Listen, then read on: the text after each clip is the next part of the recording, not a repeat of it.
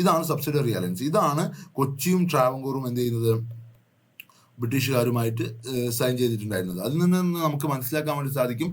Hello everyone, welcome back to entry, welcome back to modern Kerala. അപ്പോൾ modern Kerala എന്ന് പറയുന്ന ഒരു ടോപ്പിക്കാണ് നമ്മൾ ഡിസ്കസ് ചെയ്തുകൊണ്ടിരിക്കുന്നത്. മോഡേൺ കേരള എന്ന് പറയുന്ന ടോപ്പിക്കിലെ എല്ലാ സിലബസിലുള്ള എല്ലാ ടോപ്പിക്കും നമ്മൾ മോഡേൺ കേരള എന്ന് പറയുന്ന ഒരു ഹെഡിങ്ങിൽ തന്നെയാണ് ഡിസ്കസ് ചെയ്യുന്നത്. അപ്പോൾ കഴിഞ്ഞ ക്ലാസ് വരെ, ഇപ്പോൾ ഇതുവരെയുള്ള വീഡിയോസിൽ നമ്മൾ ഡിസ്കസ് ചെയ്തിട്ടുണ്ടായിരുന്നത് മോഡേൺ കേരളയിൽ വരുന്ന കുറച്ച് പൊളിറ്റിക്കൽ കോൺടെസ്റ്റും അതേപോലെ എൻലൈറ്റഡ് അഡ്മിനിസ്ട്രേഷൻ ട്രാവൻകൂർ എന്ന് പറയുന്ന ഒരു ടോപ്പിക്. ആ ടോപ്പിക്ക് സിലബസിൽ ഉള്ളതാണോ എന്നുള്ള ചില സംശയങ്ങളൊക്കെ ഉണ്ട്. പക്ഷേ ആ ടോപ്പിക്ക് സിലബസിൽ എക്സ്പ്ലിസിറ്റ് ആയിട്ട് പറയുന്നില്ല എങ്കിൽ കൂടി നമ്മൾ സോഷ്യൽ റിഫോം മൂവ്മെന്റ് ഒക്കെ പഠിക്കുന്ന സമയത്ത് ആ ഒരു കാലഘട്ടത്തിൽ തിരുവിതാംകൂറിലെ സോഷ്യൽ റിഫോം മൂവ്മെന്റുകളെ പറ്റി പറയുമ്പോൾ തിരുവിതാംകൂറിലെ റൂളേഴ്സ് ആരൊക്കെയായിരുന്നു, അല്ലെങ്കിൽ ഏത് തരത്തിലുള്ള റൂളേഴ്സ് ആണ് എന്ന് അറിയാൻ വേണ്ടിയിട്ട്, സോ അത്തരത്തിലുള്ള ക്വസ്റ്റ്യൻസ് ടാക്കിൾ ചെയ്യാൻ വേണ്ടിയിട്ട് കൂടിയാണ് എൻലൈറ്റഡ് അഡ്മിനിസ്ട്രേഷൻ ട്രാവൻകൂർ എന്ന് പറയുന്ന തിരുവിതാംകൂർ റൂളേഴ്സിനെ പറ്റി പറയുന്ന ഒരു ടോപ്പിക് നമ്മൾ ഡിസ്കസ് ചെയ്തിട്ടുണ്ടായിരുന്നു. അപ്പോൾ അത് ഔട്ട് ഓഫ് സിലബസ് ആണ് എന്നുള്ള രീതിയിൽ മാറ്റി നിർത്തരുത്. കാരണം അതൊന്ന് നോക്കി തന്നെ പോകണം. കാരണം അതുമായിട്ട് കണക്ട് ചെയ്ത് ഇപ്പോൾ ക്രോണോളജി ഒക്കെ ചോദിക്കുന്ന സമയത്ത്, ഇവന്റുകളുടെ ക്രോണോളജി ചോദിക്കുന്ന സമയത്ത് നമുക്ക് ആ റൂളേഴ്സിനെയും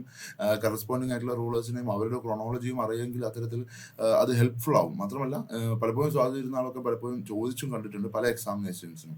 സോ ആ ടോപ്പിക്ക് അങ്ങനെ മാറ്റി നിർത്തരുത് എന്ന് പറയുകയാണ്. പിന്നെ നമ്മൾ ഡിസ്കസ് ചെയ്തിട്ടുണ്ടായിരുന്നത് പൊളിറ്റിക്കൽ മൂവ്മെന്റുകളെ പറ്റി, അതേപോലെ റെസ്പോൺസിബിൾ ഗവൺമെന്റിന് വേണ്ടിയിട്ടുള്ള മൂവ്മെന്റ്, സോഷ്യൽ മൂവ്മെന്റ്, ഈ തരത്തിലുള്ള കാര്യങ്ങളാണ് കഴിഞ്ഞ വീഡിയോസിൽ നമ്മൾ ഡിസ്കസ് ചെയ്തിട്ടുണ്ടായിരുന്നത്. അപ്പോൾ നമ്മുടെ വീഡിയോസിന്റെ ഒരു ഓർഡർ എന്ന് പറയുന്നത് നമ്മുടെ സിലബസിൽ കുറച്ച് സ്കാറ്റേർഡ് ആയിട്ടുള്ള ഒരു ഓർഡർ ആണ് എന്നുള്ള രീതിയിലുള്ള ഒരു കൺസേൺ വന്നിട്ടുണ്ടായിരുന്നു. അതുകൊണ്ട് തന്നെ ഇനി അങ്ങോട്ട് നമുക്ക് സിലബസിൽ പറയുന്ന അതേ ഓർഡറിൽ അല്ലെങ്കിൽ സിലബസ് ഓറിയന്റഡ് ആയിട്ട് തന്നെ ഡിസ്കസ് ചെയ്യാനാണ് ഉദ്ദേശിക്കുന്നത്. അപ്പോൾ അങ്ങനെ പറയുന്ന സമയത്ത് നമ്മൾ ലീവ് ഔട്ട് ചെയ്ത്, നമ്മൾ ലെഫ്റ്റ് ഔട്ട് ചെയ്ത് പോയിട്ടുള്ള മോഡേൺ കേരളയുടെ സ്റ്റാർട്ടിങ്ങിൽ വരുന്ന കുറച്ച് ടോപ്പിക്കുകളുണ്ട് കൂടെ ഉണ്ട്. സോ ആ ടോപ്പിക്കുകളും കൂടെ ഡിസ്കസ് ചെയ്തിട്ട് നമ്മൾ നേരത്തെ നിർത്തിയതിന്റെ ഫർദർ ടോപ്പിക്കിലേക്ക് പോകും. അതായത് ഫർദർ ടോപ്പിക് എന്ന് പറയുന്നത് സോഷ്യോ റിലീജിയസ് മൂവ്മെന്റ് ആണ് ഏറ്റവും പ്രധാനപ്പെട്ട ഒരു ടോപ്പിക്കായിട്ട് ഇനി നമുക്ക് അതിൽ ഡിസ്കസ് ചെയ്യാനുള്ളത്. സോ ആ ഒരു മൂവ്മെന്റിലെ ആ ഒരു ടോപ്പിക്കിലേക്ക് നമ്മൾ പോകുന്നതിന് മുമ്പ് നമുക്ക് കുറച്ച് ടോപ്പിക്കുകൾ ഈ ആ തുടക്കകാലത്ത് വരുന്നത്, ഇപ്പോൾ ബ്രിട്ടീഷ് മലബാറിന്റെ ഒരു ബിഗിൻ സ്റ്റേജ്, അതേപോലെ HV കനോലിയുടെ റിഫോംസ്, അങ്ങനെയുള്ള കേണൽ മൊൺറോനെ പറ്റിയുള്ള കാര്യങ്ങൾ, സോ അങ്ങനെയുള്ള കാര്യങ്ങൾ നമുക്ക് സിലബസിൽ എക്സ്പ്ലിസിറ്റ് ആയിട്ട് പറഞ്ഞിട്ടുള്ളതാണ്. ഇപ്പോൾ അത് നമുക്ക് ഡിസ്കസ് ചെയ്തിട്ട് നമുക്ക് സോഷ്യൽ റിലീജിയസ് മൂവ്മെന്റിലേക്ക് പോവാം എന്നാണ് ഉദ്ദേശിക്കുന്നത്. നമുക്ക് ആ ഒരു ഓർഡർ കീപ്പ് ചെയ്യാൻ വേണ്ടിയിട്ടാണ്. അപ്പോൾ നമ്മൾ ആദ്യം പറഞ്ഞിട്ടുണ്ടായിരുന്നത് നമ്മളൊരു നാടിന്റെ ഒരു ഹിസ്റ്ററി പോലെ ഒരു പൊളിറ്റിക്കൽ മൂവ്മെന്റ് കാര്യങ്ങളൊക്കെ പറഞ്ഞു പോയി.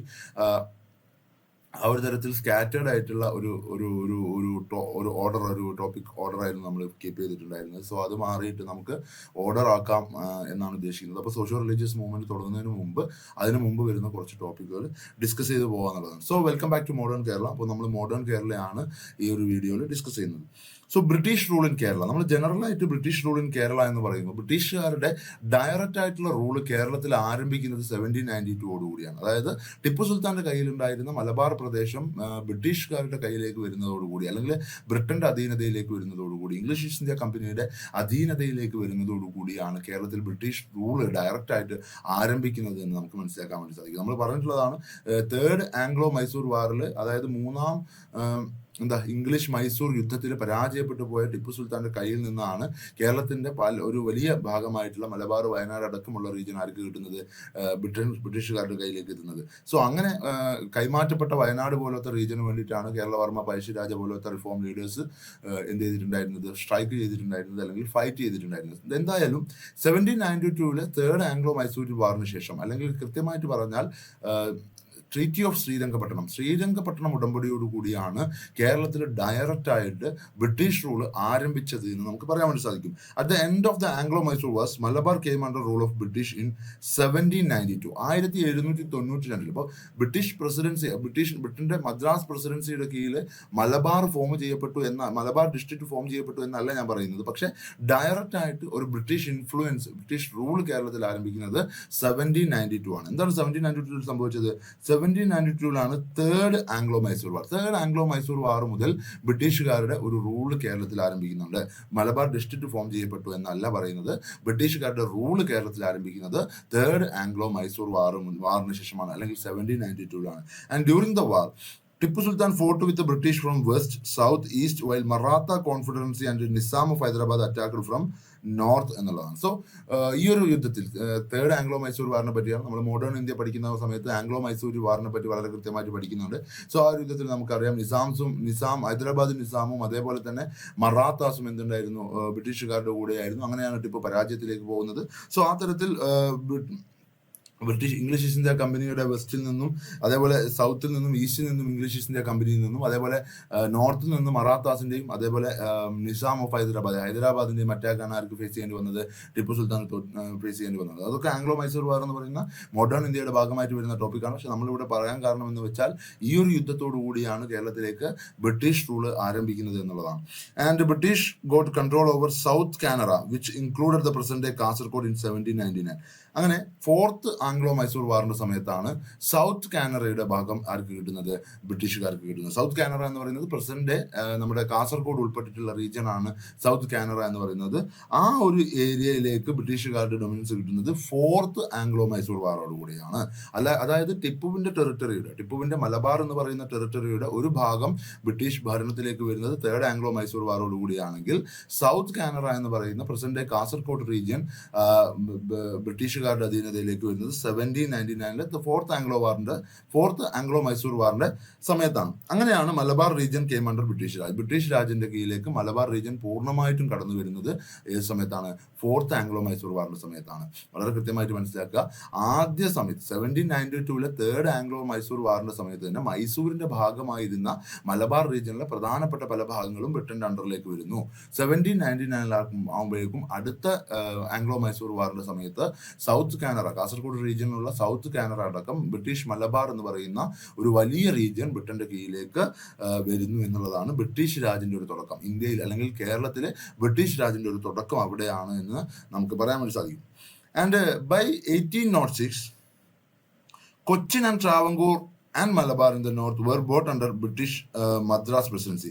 1806 ആകുമ്പോഴേക്കും കൊച്ചിയും ട്രാവൻകൂറും മലബാറും ബ്രിട്ടീഷ് പ്രസിഡൻസിയുടെ കീഴിലേക്ക് വരുന്നുണ്ട്. 1800 ആവുന്ന സമയത്ത് ആ ഒരു ഇയറിന് വലിയ പ്രാധാന്യം കൊടുക്കണ്ട.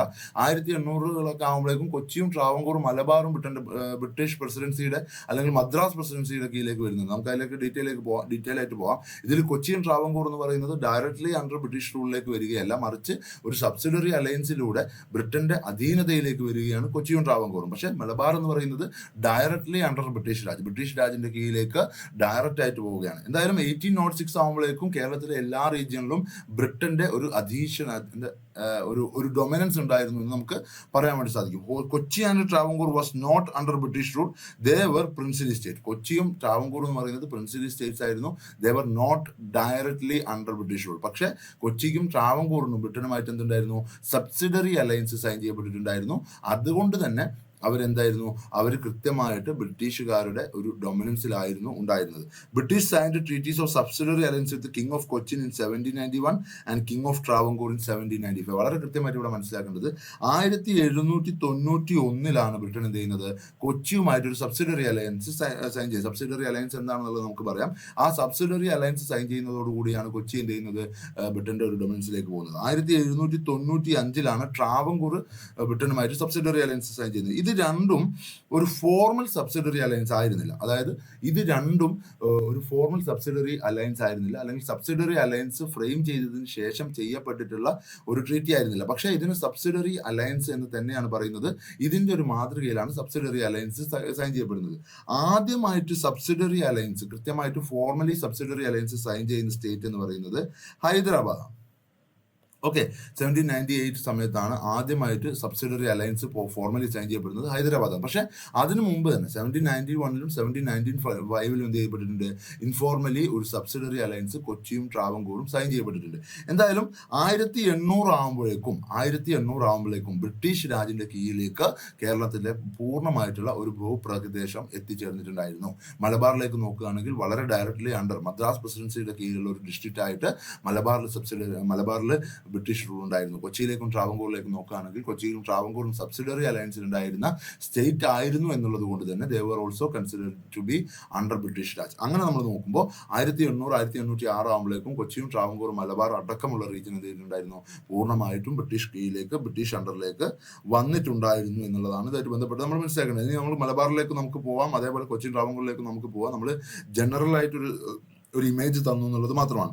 അതിന് മുമ്പ് എന്താണ് സബ്സിഡറി അലയൻസ്, മോഡേൺ ഇന്ത്യയുടെ ഭാഗമായിട്ട് നമ്മൾ പഠിക്കുന്നതാണ് എന്താണ് സബ്സിഡറി അലയൻസ്. അതായത് ഈസ്റ്റ് ഇന്ത്യ കമ്പനി അല്ലെങ്കിൽ ബ്രിട്ടീഷ് രാജ് എന്ന് പറയുന്ന ഇംഗ്ലീഷ് ഈസ്റ്റ് ഇന്ത്യ കമ്പനി ഒരു പ്രിൻസിലി സ്റ്റേറ്റുമായിട്ട്, ഏതെങ്കിലും ഒരു ഇന്ത്യൻ നാറ്റീവ് സ്റ്റേറ്റുമായിട്ട് സബ്സിഡറി അലയൻസ് സൈൻ ചെയ്തു എന്ന് പറയുന്നത് കൊണ്ട് എന്താണ് ഉദ്ദേശിക്കുന്നത്? So what is the subsidiary alliance എന്നാണ്. And it is if an Indian ruler entering into subsidiary alliance with the British had to accept British forces within the territory and also agreed to pay for their maintenance എന്നുള്ളതാണ്. British force ആദ്യത്തെ ഒരു close, അതായത് subsidiary alliance എന്ന് പറയുന്ന ട്രീറ്റിയിൽ, sign ചെയ്യപ്പെടുന്ന ട്രീറ്റിയിൽ ആദ്യത്തെ ഒരു clause എന്ന് പറയുന്നത് ഏതെങ്കിലും ഒരു നാട്ടുരാജ്യം, ഏതെങ്കിലും ഒരു പ്രിൻസിലി സ്റ്റേറ്റ് ബ്രിട്ടനുമായിട്ട് ഒരു സബ്സിഡറി അലയൻസ് സൈൻ ചെയ്യുകയാണെങ്കിൽ ഒരു ബ്രിട്ടീഷ് ഫോഴ്സിനെ, ഒരു സഫീഷ്യന്റ് എമൗണ്ട് ഓഫ് ബ്രിട്ടീഷ് ഫോഴ്സിനെ അവരുടെ രാജ്യത്ത് എന്ത് ചെയ്യണം, അവരുടെ രാജ്യത്ത് അല്ലെങ്കിൽ അവരുടെ ടെറിട്ടറിയുടെ ഉള്ളിൽ മെയിൻറ്റെയിൻ ചെയ്യണം. And also agree to pay their maintenance. ആ ആർമിയുടെ അതായത് തങ്ങളുടെ നാട്ടിൽ നിലയുറപ്പിക്കുന്ന അല്ലെങ്കിൽ തങ്ങളുടെ നാട്ടിൽ തങ്ങളെ നിലനിർത്തുന്ന ബ്രിട്ടീഷ് ആർമിയുടെ മെയിൻ്റെനൻസും ആര് കൊടുക്കണം?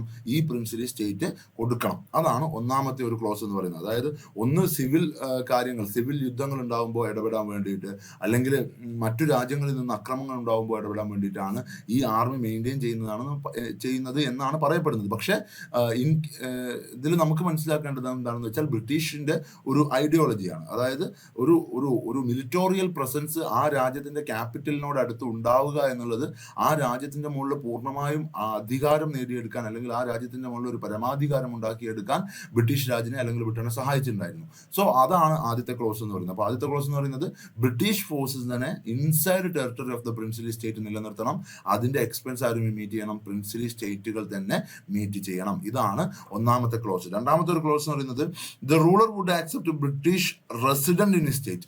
റൂളർ അദ്ദേഹത്തിന്റെ കോർട്ടിൽ, അദ്ദേഹത്തിന്റെ ഭരണത്തിൽ ഒരു ബ്രിട്ടീഷ് റെസിഡന്റിനെ ആക്സെപ്റ്റ് ചെയ്യണം. അതായത് ഒരു ബ്രിട്ടീഷ് അംബാസഡർ എന്ന് നമുക്ക് വിളിക്കാൻ വേണ്ടി സാധിക്കും. അതായത് ബ്രിട്ടൻ നിയോഗിക്കുന്ന ഒരു ഓഫീസറെ അദ്ദേഹത്തിന്റെ കോർട്ടിൽ ആക്സെപ്റ്റ് ചെയ്യണം. ഭരണകാര്യങ്ങളിൽ ഇടപെടാൻ പറ്റുന്ന, അല്ലെങ്കിൽ ഭരണകാര്യങ്ങളിൽ കൃത്യമായ വോട്ടവകാശമുള്ള, ഭരണകാര്യങ്ങളിൽ കൃത്യമായ ഒരു സേ ഉള്ള, കൃത്യമായി ഒരു അഭിപ്രായം പറയാൻ അവകാശമുള്ള ഒരു ബ്രിട്ടീഷ് റെസിഡന്റിനെ ആ രാജ്യം എന്ത് ചെയ്യണം?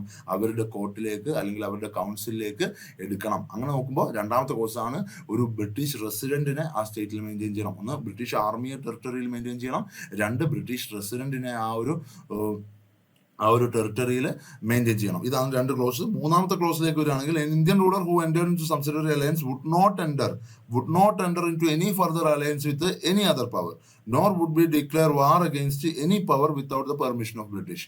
മൂന്നാമത്തെ ഒരു ക്ലോസ് എന്ന് പറയുന്നത് ഒരു സബ്സിഡറി അലയൻസിലേക്ക് ചേർക്കപ്പെട്ടിട്ടുള്ള അല്ലെങ്കിൽ സബ്സിഡറി അലയൻസ് സൈൻ ചെയ്തിട്ടുള്ള ഒരു നേറ്റീവ് സ്റ്റേറ്റ് മറ്റൊരു രാജ്യവുമായിട്ടും ഒരു അലയൻസ് എത്താൻ പാടില്ല. പ്രത്യേകിച്ച് ഫ്രാൻസ്. അത് ഫ്രാൻസിനെ അല്ലെങ്കിൽ ഫ്രഞ്ച് ഡൊമിനൻസിനെ തകർക്കാൻ വേണ്ടി, അല്ലെങ്കിൽ ഫ്രഞ്ച് ഡൊമിനൻസിനെ ഡിമിനിഷ് ചെയ്യാൻ വേണ്ടിയിട്ട് ഉണ്ടാക്കിയിട്ടുള്ള ഒരു ക്ലോസ് ആണ്. അതായത് ബ്രിട്ടനുമായിട്ട് സബ്സിഡറി അലയൻസ് സൈൻ ചെയ്യപ്പെടുന്ന ഒരു പ്രിൻസിലി സ്റ്റേറ്റും മറ്റൊരു രാജ്യവുമായിട്ട് ഒരു അലയൻസ് സൈൻ ചെയ്യാൻ പാടില്ല. അത് മാത്രമല്ല, they should not declare war against any power. ഈ ബ്രിട്ടീഷ് റെസിഡന്റിന്റെ അല്ലെങ്കിൽ ബ്രിട്ടീഷുകാരുടെ സമ്മതമില്ലാതെ മറ്റൊരു രാജ്യത്തിനെതിരെ യുദ്ധപ്രഖ്യാപനം നടത്താൻ ആർക്ക് അവകാശമില്ല? ഈ നേറ്റീവ് സ്റ്റേറ്റിന് അവകാശമില്ല. അതാണ് മൂന്നാമത്തെ ക്ലോസ് എന്ന് പറയുന്നത്. അപ്പോൾ സബ്സിഡറി അലയൻസിലെ ക്ലോസുകളെ പറ്റിയാണ് നമ്മൾ ഡിസ്കസ് ചെയ്യുന്നത്. ആദ്യത്തെ ക്ലോസ് എന്ന് പറയുന്നത് ബ്രിട്ടീഷ് ഫോഴ്സസിനെ ടെറിട്ടറിയുടെ ഇൻസൈഡ് മെയിൻറ്റെയിൻ ചെയ്യണം, അവരുടെ മെയിൻ്റെനൻസിന് വേണ്ടിയുള്ള എക്സ്പെൻസ് മീറ്റ് ചെയ്യണം. രണ്ടാമത്തത് ഒരു ബ്രിട്ടീഷ് റെസിഡന്റിനെ കോർട്ടിൽ മെയിൻറ്റെയിൻ ചെയ്യണം. മൂന്നാമത്തത് മറ്റൊരു രാജ്യവുമായിട്ടും അലയൻസ് ഫോം ചെയ്യാൻ പാടില്ല. അതുമാത്രമല്ല, മറ്റൊരു രാജ്യവുമായിട്ട് യുദ്ധപ്രഖ്യാപനം നടത്താൻ പാടില്ല without the support or without the permission from the British എന്നുള്ളതാണ്. അടുത്തൊരു ക്ലോസ് ആയിട്ട് പറയുന്നത് the ruler would not employ any Europeans other than British if he were already doing so he would dismiss them. അദ്ദേഹത്തിന്റെ കോർട്ടിൽ അല്ലെങ്കിൽ രാജ്യത്തിന്റെ പ്രധാനപ്പെട്ട കേന്ദ്രങ്ങളിൽ, പ്രധാനപ്പെട്ട ഓഫീസുകളിൽ എന്ത് ചെയ്യാൻ പാടില്ല, ബ്രിട്ടീഷ് അല്ലാത്ത അതർ യൂറോപ്യൻ ഒഫീഷ്യൽസിനെ നിയമിക്കാൻ പാടില്ല. അങ്ങനെ നിയമിച്ചിട്ടുണ്ടെങ്കിൽ അവരെ പിരിച്ചുവിടണം. ഇതാണ് അടുത്ത ഒരു ക്ലോസ് എന്ന് പറയുന്നത്. സബ്സിഡറി അലയൻസിലെ അടുത്ത ക്ലോസ് ആണ് യൂറോപ്യൻസ്, അതായത് ബ്രിട്ടീഷുകാരല്ലാത്ത യൂറോപ്യൻസിനെ രാജ്യത്തിൽ എംപ്ലോയ്മെന്റ് കൊടുക്കാൻ പാടില്ല, അല്ലെങ്കിൽ ഏതെങ്കിലും ഒരു ഒഫീഷ്യൽ പോസ്റ്റിലേക്ക് നിയോഗിക്കാൻ പാടില്ല. അങ്ങനെ ഓൾറെഡി നിയോഗിക്കപ്പെട്ടിട്ടുണ്ടെങ്കിൽ അവരെ പിരിച്ചുവിടണം. അതാണ് അടുത്ത ഒരു ക്ലോസ് ആയിട്ട് നമുക്ക് പറയാൻ വേണ്ടി സാധിക്കുന്നത്. സബ്സിഡറി അലയൻസിലെ 4ാമത്തെ ഒരു ക്ലോസ് ആയിട്ട് പറയാൻ വേണ്ടി സാധിക്കുന്നത്. ഇനി 5ാമത്തെ ക്ലോസിലേക്ക് വരികയാണെങ്കിൽ, in case of conflict with any other state he would agree the resolution decide upon by the British എന്നുള്ളതാണ്. ഏതെങ്കിലും ഒരു രാജ്യം, ഞാൻ ആദ്യത്തെ ഒരു 3ാമത്തെ ക്ലോസിൽ തന്നെ പറയുന്നുണ്ട്, മറ്റേതെങ്കിലും ഒരു രാജ്യവുമായിട്ട് വാർ ഡിക്ലെയർ ചെയ്യാൻ പാടില്ല without the permission of Britain. അത് ആദ്യം പറയുന്നുണ്ട്. ഇനി രണ്ടാമത്തത് മറ്റേതെങ്കിലും അടുത്തത് 5ാമത്തെ ഒരു ക്ലോസ് എന്ന് പറയുന്നത്, മറ്റേതെങ്കിലും ഒരു രാജ്യവുമായിട്ട് ഒരു കോൺഫ്ലിക്റ്റ് വരികയാണെങ്കിൽ ബ്രിട്ടീഷ് തീരുമാനിക്കുന്ന ഒരു കോംപ്രമൈസ് റിസൊല്യൂഷനിലൂടെ അത് പരിഹരിക്കാൻ അവർ നിർബന്ധിതരാണ്. He would agree the resolution decided upon by the British എന്നുള്ളതാണ്. അതായത് ഒരു പ്രിൻസിലി സ്റ്റേറ്റ് ബ്രിട്ടീഷുകാരുമായിട്ട് ഒരു സബ്സിഡറി അലയൻസിലേക്ക് ചേരുകയാണെങ്കിൽ ആ പ്രിൻസിലി സ്റ്റേറ്റ് മറ്റൊരു രാജ്യവുമായിട്ട് ഒരു കോൺഫ്ലിക്റ്റ് ഉണ്ടെങ്കിൽ ആ കോൺഫ്ലിക്റ്റ് എങ്ങനെ പരിഹരിക്കണമെന്ന് ആര് തീരുമാനിക്കും? ബ്രിട്ടീഷ് തീരുമാനിക്കും. ഈ പ്രിൻസിലി സ്റ്റേറ്റ് എന്താണ്? അത് അംഗീകരിക്കാൻ, അത് അനുസരിക്കാൻ ബാധ്യസ്ഥരാണ്. അതാണ് അടുത്തൊരു ക്ലോസ് ആയിട്ട് പറയാൻ വേണ്ടി സാധിക്കുന്നത്. അടുത്ത നെക്സ്റ്റ് ഒരു ക്ലോസ് എന്ന് പറയുന്നത്, the ruler would acknowledge the East India Company as the paramount power in India. ഇന്ത്യയിലെ ഒരു പാരമൗണ്ട് പവറായിട്ട് ഈസ്റ്റ് ഇന്ത്യ കമ്പനിയെ അംഗീകരിക്കണം. മുഗളിനോടുള്ള അലീജിയൻസ് ഒഴിവാക്കണം, അല്ലെങ്കിൽ മറാത്താസിനോടുള്ള അലീജിയൻസ് ഒഴിവാക്കണം, അല്ലെങ്കിൽ ഹൈദരാബാദിനോടുള്ള അലീജിയൻസ് ഒഴിവാക്കണം. They would acknowledge the East India Company. East India Company എന്ന് പറയുന്നത് ഇന്ത്യയിലെ ഒരു പാരമൗണ്ട് സുപ്രീം പവർ ആയിട്ട് അംഗീകരിക്കണം, ഈ പ്രിൻസിലി സ്റ്റേറ്റ് അംഗീകരിക്കണം. ഇത്രയും കാര്യങ്ങൾ ഈ ഒരു സബ്സിഡറി അലയൻസിന്റെ ഭാഗമായിട്ട് വരുന്ന ക്ലോസസിലുണ്ട്. സോ ഇതെല്ലാം അംഗീകരിക്കണം, ഈ പ്രിൻസിലി സ്റ്റേറ്റ് അംഗീകരിക്കണം. പകരം എന്താണ്? In return for the ruler accepting this condition the company undertook to protect the state from external dangers and internal disorder. ഇതിന് പകരമായിട്ട് കമ്പനി തിരിച്ചു കൊടുക്കുന്ന എന്താണ്? They would protect the state. അവർ ഈ പ്രിൻസിലി സ്റ്റേറ്റിനെ അറ്റാക്ക് ചെയ്യില്ല എന്നുള്ളതാണ്. 2, അവർ ആ സ്റ്റേറ്റിനെ മറ്റു രാജ്യങ്ങളിൽ നിന്നുള്ള ആക്രമണങ്ങളിൽ നിന്നും, അതേപോലെ ഇൻസൈഡ് ഇന്റേണൽ ഡിസോർഡേഴ്സ്, സിവിൽ ഡിസോർഡേഴ്സിൽ നിന്നും അല്ലെങ്കിൽ സിവിൽ വാറിൽ നിന്നും പ്രൊട്ടക്ട് ചെയ്യാനുള്ള ഫോഴ്സ് കൊടുക്കും, മിലിറ്റോറിയൽ പവർ കൊടുക്കും. ഇതാണ് സബ്സിഡറി അലയൻസ് എന്ന് പറയുന്നത്. ഓക്കെ, ഇനി ഈ ഒരു ക്ലോസ് തെറ്റുകയാണെങ്കിൽ, if the Indian ruler fail to make the payments required by the alliance then part of the territory was to be taken away as a penalty. ഇതിൽ ഏതെങ്കിലും ഒരു ക്ലോസ് തെറ്റുകയാണെങ്കിൽ, അല്ലെങ്കിൽ ഈ ഒരു ഫോഴ്സിനെ മെയിൻറ്റെയിൻ ചെയ്യാനുള്ള ഒരു എക്സ്പെൻസ് മീറ്റ് ചെയ്യാൻ ഈ പ്രിൻസിലി സ്റ്റേറ്റിന് പറ്റിയില്ലെങ്കിൽ അവരുടെ ടെറിട്ടറിയുടെ നല്ലൊരു ഭാഗം എന്ത് ചെയ്യുമായിരുന്നു? പെനാൽറ്റി ആയിട്ട് ഈസ്റ്റ് ഇന്ത്യ കമ്പനി സ്വീകരിക്കുമായിരുന്നു. സോ ഇതാണ് സബ്സിഡറി അലയൻസ് എന്ന് പറയുന്നത്. അപ്പോൾ എന്തൊക്കെയാണ് സബ്സിഡറി അലയൻസിലുള്ളത്? ഒന്ന്, ബ്രിട്ടീഷ് ഫോഴ്സസിനെ മെയിൻറ്റെയിൻ ചെയ്യണം. ആ മെയിൻറ്റെയിൻ ചെയ്യാനുള്ള എക്സ്പെൻസ് മീറ്റ് ചെയ്യണം. ഇൻസൈഡ് ദ ടെറിട്ടറിയാണ്. നമ്മൾ തിരുവനന്തപുരം പാളയം എന്ന് പറയുന്ന ഒരു സ്ഥലം ഉണ്ടാകുന്നത് ശരിക്കും പറഞ്ഞാൽ ബ്രിട്ടീഷുകാരുടെ പാളയമാണ്. ബ്രിട്ടീഷ് ഫോഴ്സസ് തന്നെ സബ്സിഡറി അലയൻസിലൂടെ മെയിൻറ്റെയിൻ ചെയ്യപ്പെട്ട ബ്രിട്ടീഷ് ഫോഴ്സസിന്റെ പാളയമാവുന്നത്.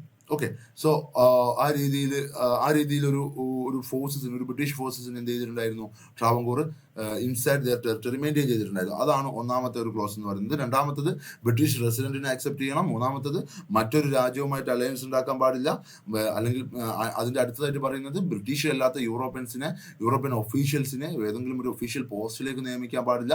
അതിന്റെ അടുത്തതായിട്ട് പറയുന്നത്, മറ്റേതെങ്കിലും ഒരു പ്രിൻസിലി സ്റ്റേറ്റുമായിട്ട് ഒരു കോൺഫ്ലിക്റ്റ്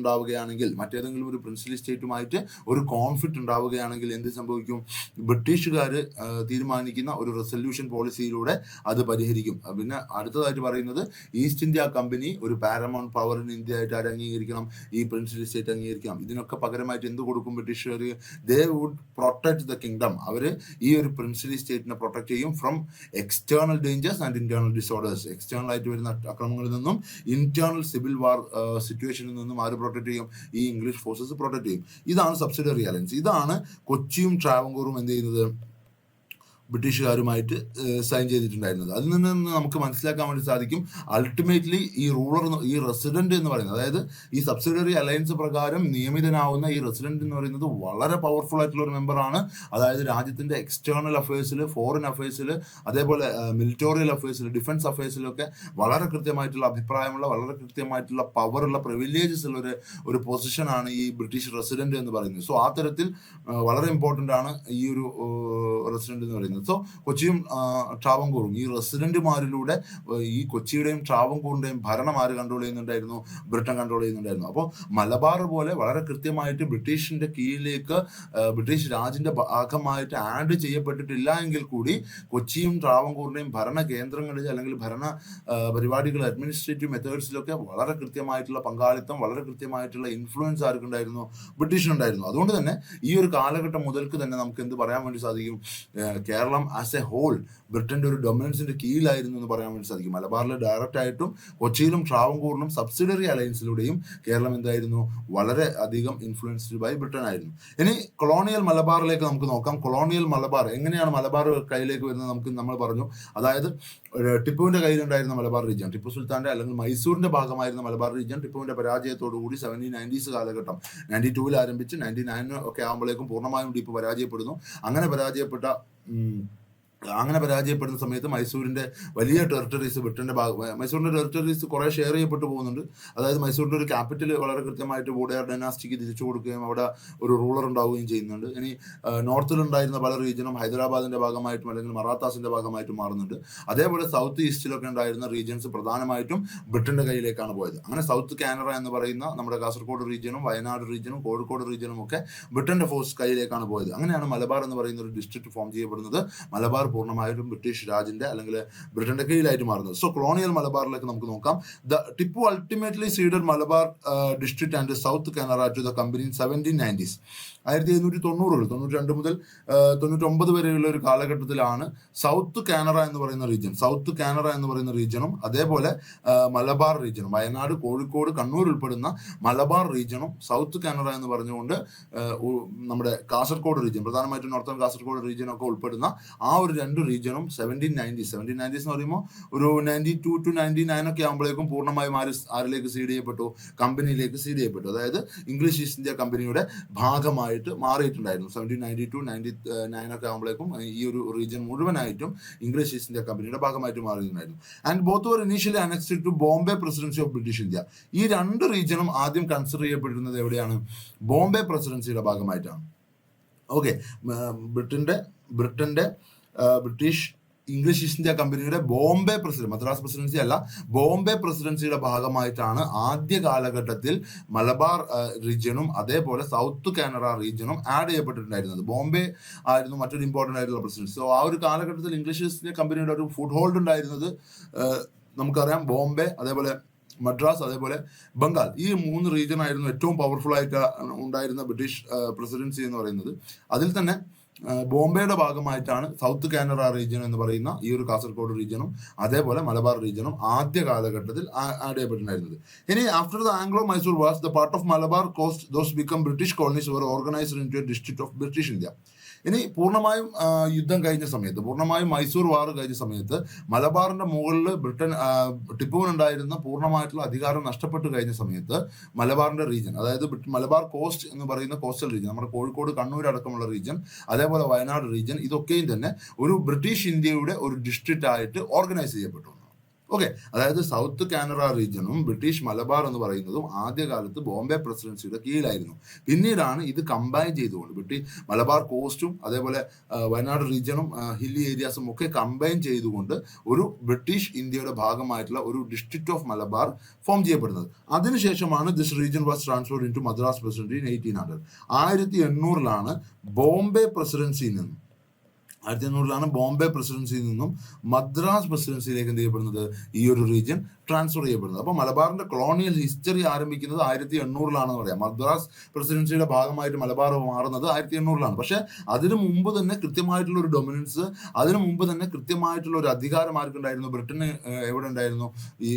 ഈ ഒരു മലബാർ റീജിയനിൽ ഉണ്ടായിരുന്നു. അപ്പോൾ ഡിസ്ട്രിക്റ്റ് ആവുന്നതിന് മുമ്പ് തന്നെ ഇതൊരു കമ്പൈൻ ചെയ്തുകൊണ്ട് മലബാർ ഡിസ്ട്രിക്റ്റ് എന്നുള്ള രൂപത്തിൽ ഫോം ചെയ്യപ്പെടുന്നതിന് മുമ്പ് തന്നെ ഈ സൗത്ത് കാനറ എന്ന് പറയുന്ന ഒരു റീജിയനും അതേപോലെ മലബാർ റീജിയനും ബോംബെ പ്രസിഡൻസിയുടെ കീഴിലായിരുന്നു. പിന്നീടാണ് അതൊരു സിംഗിൾ ഡിസ്ട്രിക്റ്റ് ആക്കി മാറ്റുന്നതും ആ സിംഗിൾ ഡിസ്ട്രിക്റ്റിനെ ബോംബെ പ്രസിഡൻസിയിൽ നിന്ന് മദ്രാസ് പ്രസിഡൻസിയിലേക്ക് ട്രാൻസ്ഫർ ചെയ്യുന്നത്. എന്തായാലും ടിപ്പുവിന്റെ പരാജയത്തോടു കൂടി അല്ലെങ്കിൽ ആംഗ്ലോ മൈസൂർ വാറുകളുടെ ഒരു അവസാനത്തോടു കൂടി ഈ മലബാർ ഡിസ്ട്രിക്ട് ഫോം ചെയ്തു എന്ന് പറയാം. ആൻഡ് ഇറ്റ്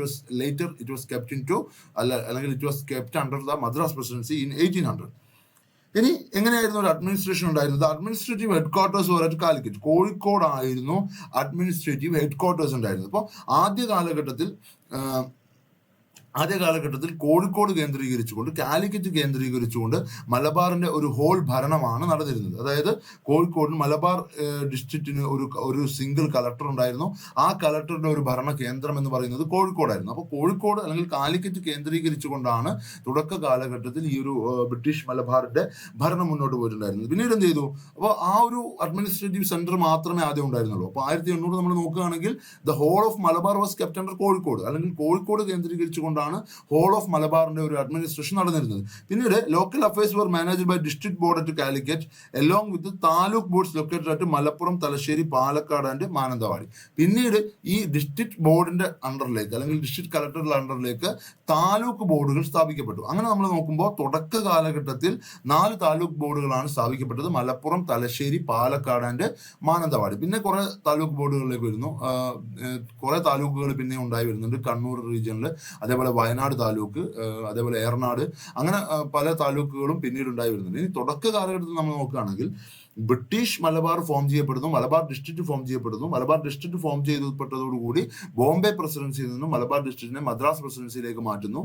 അങ്ങനെ മാറ്റിയ മലബാർ ഡിസ്ട്രിക്റ്റിന്റെ ഭരണ കേന്ദ്രം കോഴിക്കോടായിരുന്നു, അല്ലെങ്കിൽ കോഴിക്കോട് കേന്ദ്രീകരിച്ചായിരുന്നു ഭരണം നടന്നത്.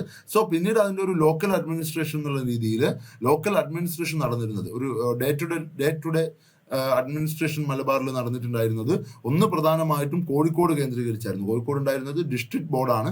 കോഴിക്കോട് ഉണ്ടായിരുന്ന ഡിസ്ട്രിക്ട് ബോർഡ് കേന്ദ്രീകരിച്ചും അതേപോലെ 4 താലൂക്കുകൾ കേന്ദ്രീകരിച്ചു, 4 താലൂക്ക് ബോർഡുകൾ കേന്ദ്രീകരിച്ചുമാണ് മലപ്പുറം, തലശ്ശേരി, പാലക്കാട്, മാനന്തവാടി താലൂക്കുകൾ കേന്ദ്രീകരിച്ചുകൊണ്ടാണ് ആദ്യകാലത്ത് ഭരണം നടന്നത്. പിന്നീട് ഏറനാട് താലൂക്ക് ഉണ്ടാവുന്നുണ്ട്, അതേപോലെ വയനാട് താലൂക്ക് ഉണ്ടാവുന്നുണ്ട്, അതേപോലെ കണ്ണൂർ താലൂക്കുകൾ ഉണ്ടാവുന്നുണ്ട്. സോ അങ്ങനെ പല താലൂക്കുകളായി പിന്നീട് മാറുന്നുണ്ട്. മാത്രമല്ല ഈ റീജിയനിലൊക്കെയും തന്നെ ഈ താലൂക്കുകളുടെ കീഴിലൊക്കെയും തന്നെ നാടുകൾ ഉണ്ടാവുന്നുണ്ട്. പല നാടുകൾ എന്നാണ് അവർ വിളിച്ചത്. ഇപ്പോൾ നാടുകൾ എന്ന് പറയുന്ന ഒരു ഡിവിഷനും കൂടി നമുക്ക് തുടക്കകാലത്ത് ഈ താലൂക്കുകളുടെ കീഴിൽ കാണാൻ വേണ്ടി സാധിക്കും. ഇതിൽ ചില സമയത്ത് ഈ താലൂക്കുകളുടെ ഒന്നും പെടാത്ത ചില നാടുകളും, പോളനാട് പോലത്തെ നാടുകൾ പിന്നീട് കോഴിക്കോട് താലൂക്കിന്റെ ഭാഗമാക്കി മാറ്റിയിട്ടുള്ള പോളനാട് പോലത്തെ നാടുകളൊക്കെയും തന്നെ ചിലപ്പോൾ താലൂക്കുകളിൽ പെടാതെയും ചെയ്തിട്ടുണ്ട്, ഭരണം നടത്തിയിട്ടുണ്ട്. സോ അതിലേക്കൊന്നും അത്ര ഡീറ്റെയിലേക്കൊന്നും നമുക്ക് പോകണ്ട. എന്തായാലും ഭരണം നടന്നിട്ടുണ്ടായിരുന്നത് ഒന്ന് district board at Calicut district board, ഉണ്ടായിരുന്ന ഡിസ്ട്രിക്ട് ബോർഡ് കേന്ദ്രീകരിച്ചും പ്രധാനമായിട്ടും മലപ്പുറം, തലശ്ശേരി, പാലക്കാട്, മാനന്തവാടി താലൂക്കുകൾ കേന്ദ്രീകരിച്ചുമാണ് തുടക്ക കാലഘട്ടത്തിൽ ഈ മലബാറിന്റെ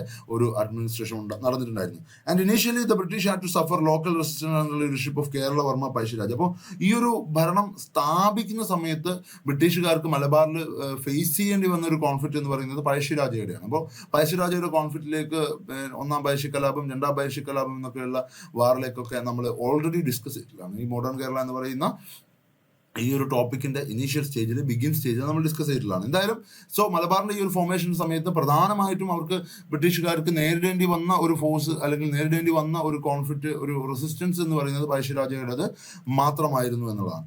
ഇനി അവരുടെ ഒരു ആർമി എങ്ങനെയാണ് എസ്റ്റാബ്ലിഷ് ചെയ്യപ്പെട്ടത്? 19th സെഞ്ചുറി ആകുമ്പോഴേക്കും British established their army station at Kannur, Malappuram and Calicut. Kannur, Malappuram, കാലിക്കറ്റിലും 19ാം നൂറ്റാണ്ടിൽ എന്ത് ചെയ്തിട്ടുണ്ട്? ആർമി സെന്ററുകൾ എസ്റ്റാബ്ലിഷ് ചെയ്യപ്പെടുന്നുണ്ട്. ഇപ്പോൾ മലബാറിന്റെ ഭരണത്തിലും അതേപോലെ മറ്റു റീജിയനിലേക്കൊക്കെ ആർമി മൊബിലൈസ് ചെയ്യാൻ വേണ്ടിയിട്ട് കണ്ണൂർ, മലപ്പുറം, കാലിക്കറ്റ് റീജിയനിൽ തുടക്ക കാലഘട്ടം മുതൽ തന്നെ ആർമി യൂണിറ്റുകൾ ഉണ്ടാക്കിയിട്ടുണ്ട്. ഇനി മലപ്പുറത്ത് നമ്മൾ നോക്കുകയാണെങ്കിൽ, മലപ്പുറത്ത് ആർമി യൂണിറ്റുകളൊക്കെ നോക്കുകയാണെങ്കിൽ, Malappuram which was one of the European military station Madras presidency since 1852 also became a special police force headquarters of Malabar district with the establishment of Malabar Special Police in 1885. 1852 മുതൽ മദ്രാസ് പ്രസിഡൻസിയുടെ ഏറ്റവും പ്രധാനപ്പെട്ട ഒരു യൂറോപ്യൻ മിലിറ്ററി സ്റ്റേഷൻ ആണ് ഈ മലപ്പുറം എന്ന് പറയുന്നത്. 1852 മലബാറിന്റെ ഭാഗമാണ് മലപ്പുറം താലൂക്ക്. അതുകൊണ്ട് തന്നെ മലപ്പുറം എന്ന് പറയുന്ന റീജിയൻ മലബാറിലാണ്. മലബാർ മദ്രാസ് പ്രസിഡൻസിയുടെ ഭാഗമാണ്. അതുകൊണ്ട് മദ്രാസ് പ്രസിഡൻസിയുടെ ഒരു മിലിറ്ററി സ്റ്റേഷനാണ് 1852 മുതൽ മലപ്പുറം റീജിയൻ എന്ന് പറയുന്നത്. പിന്നീട് അവിടെ എന്ത് ചെയ്യപ്പെടുകയാണ്? മലബാർ ഡിസ്ട്രിക്റ്റിന്റെ മലബാർ ഡിസ്ട്രിക്റ്റിന്റെ ഒരു ആർമി എന്നുള്ള രീതിയിൽ മലബാർ സ്പെഷ്യൽ പോലീസ് എന്ന് പറഞ്ഞുകൊണ്ട് ഒരു ആർമി സ്റ്റേഷൻ ഫോം ചെയ്യപ്പെടുകയാണ് 1885. അതാണ് നമ്മുടെ MSP, മലബാറിലെ ഏറ്റവും പ്രധാനപ്പെട്ട ഇന്നുമുള്ള ഒരു മലബാർ സ്പെഷ്യൽ പോലീസ് എന്ന് പറയുന്ന ഒരു പോലീസ് സിസ്റ്റം അവിടെ ഫോം ചെയ്യപ്പെടുന്നത് 1885. Okay, Malappuram which was one of the European military station in Madras presidency since 1852. 1852 മുതൽ മദ്രാസ് പ്രസിഡൻസിയുടെ ഒരു മിലിറ്ററി സ്റ്റേഷൻ ആയിരുന്നു മലപ്പുറം എന്ന് പറയുന്നത്. And they become a special police for headquarters of Malabar district. Malabar ഡിസ്ട്രിക്റ്റിന്റെ ഒരു സ്പെഷ്യൽ പോലീസ് ഫോഴ്സ് ആയിട്ട്, അതായത് യൂറോപ്യൻ മിലിറ്ററിയുടെ ഒരു സെന്റർ ആയിരുന്നു 1852 മുതൽ മലപ്പുറം എന്ന് പറയുന്നത്. അത് മലബാർ ഡിസ്ട്രിക്റ്റിന്റെ ഒരു സ്പെഷ്യൽ പോലീസ് ഫോഴ്സ് ആയി മാറുന്നത് 1885 മലബാർ സ്പെഷ്യൽ പോലീസ് എന്ന് പറയുന്ന MSPയുടെ ജനറേഷനോട് കൂടിയാണ്. അപ്പോൾ MSP ഇന്നുള്ളതാണ്. MSPയുടെ ഒരു ബിഗിൻ സ്റ്റേജ് എന്ന് പറയുന്നത് 1885 മലബാർ സ്പെഷ്യൽ പോലീസ് എന്നാണ് MSPയുടെ ഒരു ഫുൾ ഫോം എന്ന് പറയുന്നത്. അപ്പോൾ മലബാർ ഡിസ്ട്രിക്റ്റിന്റെ ഒരു സ്പെഷ്യൽ പോലീസ് ഫോഴ്സ് ആണ് MSP എന്ന് പറയുന്നത്. 1885 MSP ഫോം ചെയ്യപ്പെടുന്നത്. അപ്പോൾ 1852 എന്താണ് സംഭവിച്ചത്? അന്ന് മുതലേ ബ്രിട്ടീഷുകാരുടെ മദ്രാസ് പ്രസിഡൻസിയുടെ ഒരു ആർമി സ്റ്റേഷനാണ് മലപ്പുറം എന്ന് പറയുന്നത്. അതാണ് അവർ എസ്റ്റാബ്ലിഷ് ചെയ്യപ്പെട്ടിട്ടുള്ള ആദ്യത്തെ ഒരു മിലിറ്ററി റെജിമെന്റ് അല്ലെങ്കിൽ ഒരു പോലീസ് ഫോഴ്സ് എന്ന് പറയുന്നത് ഇൻ മലബാർ. ഇനി നമ്മൾ നോക്കുന്നത് British converted Thiyyar army called Thiyya Pattalam into a special regiment at Thalassery called Thiyyar regiment in 1904. Thalassery കേന്ദ്രീകരിച്ചുണ്ടായിരുന്ന തീയപ്പട്ടാളം എന്ന് വിളിക്കുന്ന തീയ കമ്മ്യൂണിറ്റിയിൽപ്പെട്ട ആ ഒരു ആർമി, തീയർ ആർമി അല്ലെങ്കിൽ തീയപ്പട്ടാളം എന്ന് വിളിക്കുന്ന ഈ ഒരു ആർമിയെ തലശ്ശേരി കേന്ദ്രീകരിച്ചുകൊണ്ട് ഒരു സ്പെഷ്യൽ റെജിമെന്റ് ആക്കി മാറ്റുന്നത് 1904. അതാണ് ദ തീയർ റെജിമെന്റ് എന്ന് പറയുന്നത്. ഓക്കെ, അതായത് കണ്ണൂർ റീജിയനിൽ ഉണ്ടായിരുന്ന തലശ്ശേരി കേന്ദ്രീകരിച്ചുകൊണ്ടുണ്ടായിരുന്ന തീയർ ആർമി എന്ന് പറയുന്ന തീയപ്പട്ടാളം എന്ന് വിളിക്കുന്ന ആ ഒരു ഫോഴ്സിന്, ബ്രിട്ടൻ അണ്ടറിൽ തന്നെ ഉണ്ടായിരുന്ന ഒരു ഫോഴ്സാണ്, അതിനെ ഒരു സ്പെഷ്യൽ റെജിമെന്റ് ആക്കി മാറ്റുന്നത് 1904. ആ റെജിമെന്റ് ആണ് ദ തീയർ റെജിമെന്റ് എന്ന് പറയുന്നത്. The tear regiment 1904. MSP ഇന്ന് അതില്ല, പക്ഷെ MSP പോലെ വളരെ ഇമ്പോർട്ടന്റ് ആയിട്ടുള്ള ഒരു റെജിമെന്റ് ഓഫ് ബ്രിട്ടൻ ഇൻ മലബാറിൽ ഉണ്ടായിരുന്ന ബ്രിട്ടന്റെ മറ്റൊരു ഇമ്പോർട്ടന്റ് ആയിട്ടുള്ള റെജിമെന്റ് ആണ് തീയർ റെജിമെന്റ് എന്ന് പറയുന്നത്. പക്ഷെ MSP ആണ് ഏറ്റവും ഇമ്പോർട്ടന്റ്. മലബാർ ഹെഡ്ക്വാർട്ടേഴ്സിന്റെ ഒരു പ്രൊട്ടക്ഷൻ, മലബാർ ഹെഡ്ക്വാർട്ടേഴ്സിന്റെ ഏറ്റവും പ്രധാനപ്പെട്ട ഒരു ഫോഴ്സ് എന്ന് പറയുന്നത്, പോലീസ് ഫോഴ്സ് എന്ന് പറയുന്നത് MSP ആണ്. പക്ഷെ തീയർ റെജിമെന്റും ആസ് ഇമ്പോർട്ടന്റ് ആണ്. ഓക്കെ, ഇതാണ് ഇവരുടെ ഒരു ആർമി ഡൊമിനേഷൻ എന്ന് പറയുന്നത്. നമ്മൾ നോക്കുകയാണെങ്കിൽ oldest railway lines of Kerala line Malabar. കേരളത്തിലെ ആദ്യമായിട്ട് റെയിൽവേ വന്നത് മലബാറിലാണ്. കാരണം ബ്രിട്ടന്റെ കീഴിൽ ഡയറക്റ്റ് ആയിട്ട് ഉണ്ടായിരുന്ന ഒരു റീജിയൻ ആണ് മലബാർ എന്ന് പറയുന്നത്. അതുകൊണ്ട് റെയിൽവേ ഡെവലപ്മെന്റ് ബ്രിട്ടൻ നടത്തിയിട്ടുള്ളത് മലബാറിലാണ്. മാത്രമല്ല മലബാർ പോർട്ട്, കാലിക്കറ്റ് പോർട്ട്, ബേപ്പൂർ പോർട്ടൊക്കെ വളരെയധികം യൂസ്ഫുൾ ആയിട്ടുള്ള വളരെ വലിയ ഗുഡ്സ് ക്യാരിങ് ആയിട്ടുള്ള ഒരു പോർട്ടായിരുന്നു. സോ ആ പോർട്ടൊക്കെ കണക്ട് ചെയ്യാൻ വേണ്ടിയിട്ട് റെയിൽവേ ലൈൻസ് എന്ന് പറയുന്നത് വളരെ നിർണായകമായിരുന്നു. അതുകൊണ്ടാണ് oldest railway lines in Kerala എന്ന് പറയുന്നത് മലബാറിലാവുന്നത്. The line led from Tirur to Beypore in 1861 being the first among them. 1861 Tirur to Beypore or Beypore to Tirur, അങ്ങനെ രണ്ട് രീതിയിലും പറയാം, ആദ്യത്തെ ഒരു railway line in Kerala establish ചെയ്യപ്പെടുന്നത്. അപ്പോൾ അത് വളരെ ബിഗിൻ സ്റ്റേജിൽ തന്നെ കേരളത്തിലേക്ക് railway line Mumbai Thane route വന്നു. അധിക കാലം കഴിയുന്നതിന് മുമ്പ് തന്നെ കേരളത്തിലേക്ക് എന്ത് ചെയ്യപ്പെട്ടിട്ടുണ്ട്? ഈ തരത്തിലൊരു റെയിൽവേ ലൈൻ ലേ ചെയ്യപ്പെട്ടിട്ടുണ്ട്. അപ്പോൾ തിരൂർ ടു ബേപ്പൂരാണ് ആദ്യത്തെ ഒരു റെയിൽവേ ലൈൻ എന്ന് പറയുന്നത്. ബേപ്പൂർ ഈ മലബാർ ഡിസ്ട്രിക്റ്റിന്റെ ഭാഗമായിട്ട് വളരെയധികം യൂസ്ഫുൾ ആയിട്ടുള്ള ഒരു പോർട്ടായിരുന്നു എന്നുള്ളതാണ്. ഇനി മറ്റൊരു ഇൻഡസ്ട്രിയൽ ഡെവലപ്മെന്റ് എന്ന് പറയുന്നത് കൊടക്കൽ ട്രയൽ ഫാക്ടറിയാണ്. Kodakkal trial factory run by Commonwealth trust at Kodakkal. തിരുനാവായൽ കൊടക്കലാണ് ഒരു ടൈൽ ഫാക്ടറി ഉള്ളത്. അത് എസ്റ്റാബ്ലിഷ് ചെയ്യപ്പെടുന്നത് 1887. Tile factory at Kodakkal started in 1887 is the second manufacturing industry in India. ഈ ഇന്ത്യ എന്നുള്ളത് വിട്ടോ, എന്തായാലും നമുക്ക് ആ രീതിയിൽ പറയാൻ പറ്റില്ല. മുംബൈ കോട്ടൺ മിൽസ് ഒക്കെ ഉണ്ട്. സോ ചില സമയത്ത് നമ്മൾ മാനുഫാക്ചറിങ് ഇൻഡസ്ട്രിയുടെ ഭാഗമായിട്ട് ഇതിനെ കൺസിഡർ ചെയ്യില്ല. അതുകൊണ്ട് ഈ ടൈൽ ഫാക്ടറി എന്ന് പറയുന്നത് ഒരു മാനുഫാക്ചറിങ് ഇൻഡസ്ട്രി ആയിട്ട് പലപ്പോഴും കൺസിഡർ ചെയ്യില്ല. അതുകൊണ്ട് എന്തായാലും ഇത് ഇൻ കേരള എന്നുള്ള രീതിയിൽ മനസ്സിലാക്കിയാൽ മതി. Cotton mills second tile manufacturing industry എന്നാണ്. So that is correct. Okay, so tile factory ആയിട്ട് കൊടക്കൽ ആരംഭിക്കുന്നത് 1887. അത് സെക്കൻഡ് ടൈൽ മാനുഫാക്ചറിങ് ഇൻഡസ്ട്രി ആണ് in Kerala. Bombay tile manufacturing എന്ന് പറഞ്ഞൊരു സംഭവമുണ്ട്. സോ അതും കൂടി നോക്കാം. അതും കൂടി ഉള്ളതുകൊണ്ട് ഇൻ ഇന്ത്യ എന്ന് നമുക്ക് ജനറലി പറയാൻ വേണ്ടി സാധിക്കില്ല. Second tile manufacturing industry in Kerala എന്ന് പറയുന്നത് കൊടക്കൽ ടൈൽ ഫാക്ടറിയാണ്, 1887. അപ്പോൾ ഫസ്റ്റ് ഏതാണ്?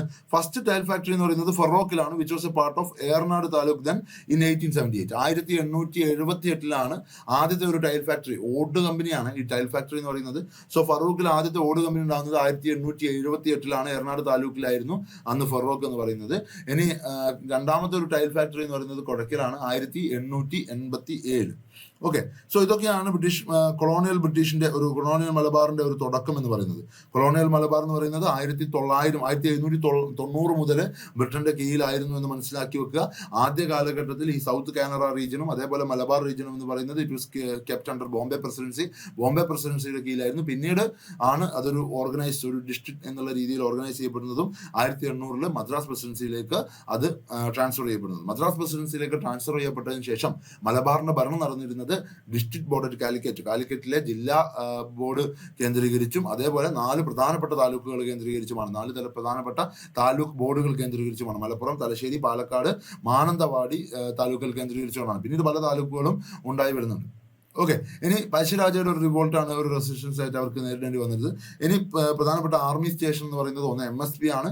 MSP 1885 ഫോം ചെയ്യുന്നതിന് മുമ്പ് തന്നെ 852 കാലഘട്ടത്തിൽ ഒരു മലപ്പുറം എന്ന് പറയുന്നത് ഒരു ബ്രിട്ടീഷ് ആർമി സ്റ്റേഷൻ തന്നെയായിരുന്നു. പിന്നീട് മലബാർ ഡിസ്ട്രിക്റ്റിന്റെ ഹെഡ് ക്വാർട്ടേഴ്സിന്റെ ഒരു സ്പെഷ്യൽ ഫോഴ്സ് എന്നുള്ള രീതിയിലാണ് 1885 Malabar special police MSP form ചെയ്യപ്പെട്ടത്. മറ്റൊരു ഇമ്പോർട്ടന്റ് ആയിട്ടുള്ള ആർമി യൂണിറ്റ് എന്ന് പറയുന്നത് തിയർ റെജിമെന്റ് ആയിരുന്നു.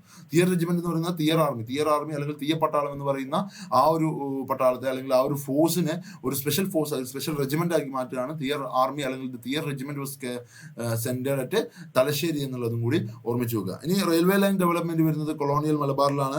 അത് തിരൂർ ടു ബേപ്പൂരാണ് തുടക്കം 1861. ഇനി മറ്റൊരു ഇൻഡസ്ട്രി ഡെവലപ്മെന്റ്, ഒരു ബിഗിൻ സ്റ്റേജിൽ ഉണ്ടായിട്ടുള്ള ഇൻഡസ്ട്രി ഡെവലപ്മെന്റിലേക്ക് നമ്മൾ പോവുകയാണെങ്കിൽ ഫറൂഖിലെ ടൈൽ ഫാക്ടറി അതേപോലെ കൊടക്കലിലെ ടൈൽ ഫാക്ടറി നമുക്ക് പറയാൻ വേണ്ടി സാധിക്കും. 1878 ഫറൂഖിലെ, 1887 കൊടക്കൽ.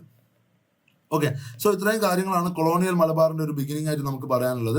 സോ നമ്മൾ സബ്സിഡറി അലയൻസ്, നമ്മൾ ഇത് തുടങ്ങിയത് ബ്രിട്ടീഷ് റൂൾ, ഒരു ജനറൽ പിക്ചർ നമ്മൾ ഉണ്ടാക്കുന്നു. അതിനുശേഷം നമ്മൾ സബ്സിഡറി അലയൻസിലേക്ക് വരുന്നു. ട്രാവൻകൂറും കൊച്ചിനും സബ്സിഡറി അലയൻസിലൂടെയാണ് ബ്രിട്ടന്റെ കീഴിലേക്ക് വന്നത്. അതിനുശേഷമാണ് നമ്മൾ കൊളോണിയൽ മലബാറിന്റെ ഒരു ബിഗിൻ സ്റ്റേജ് നമ്മൾ പറഞ്ഞിട്ടുണ്ടായിരുന്നത്. ഇനി കൊളോണിയൽ മലബാറിന്റെയും അതേപോലെ കൊച്ചിൻ ട്രാവൻകൂറിന്റെയും ബ്രിട്ടനുമായിട്ട് കണക്ട് ചെയ്തിട്ടുള്ള കുറച്ച് കാര്യങ്ങളോട് പറഞ്ഞതിന് ശേഷം നമുക്ക് സോഷ്യൽ റിഫോം മൂവ്മെന്റിലേക്ക് പോവാം. ബാക്കി കാര്യങ്ങളൊക്കെ നമ്മൾ സിലബസിന്റെ ഭാഗമായിട്ട് വരുന്ന ഈ പൊളിറ്റിക്കൽ അജിറ്റേഷൻസും അതേപോലെ ഏർലി റെസിസ്റ്റൻസ്, ഇപ്പോൾ വാലിയ തച്ചൻ്റെയും വേലുത്തമ്പി ദളവയുടെയും ഒക്കെ കോൺഫ്ലിക്റ്റുകളൊക്കെ നമ്മൾ ഡിസ്കസ് ചെയ്ത് പോയിട്ടുള്ളതാണ് ഓൾറെഡി. സോ അത് ഇതിന് ശേഷം വരുന്നതാണ് എങ്കിൽ കൂടി നമ്മളത് ഡിസ്കസ് ചെയ്തതായതുകൊണ്ട് അത് പറയുന്നില്ല. അപ്പോൾ ബാക്കി കാര്യങ്ങൾ ഇപ്പോൾ HV കനോലിയുടെ റിഫോംസ് ഇൻ മലബാർ, അതേപോലെ കേണൽ മുൺറോയുടെ reforms in Kochi and Travancore ആണ് നമുക്കിനി പറയാനുള്ളത്. സോ അത്തരം കാര്യങ്ങൾ കൂടി പറഞ്ഞതിന് ശേഷം നമുക്ക് സോഷ്യൽ റിലീജിയസ് മൂവ്മെന്റിലേക്ക് പോവാം. So stay tuned. That's it for now. Thank you.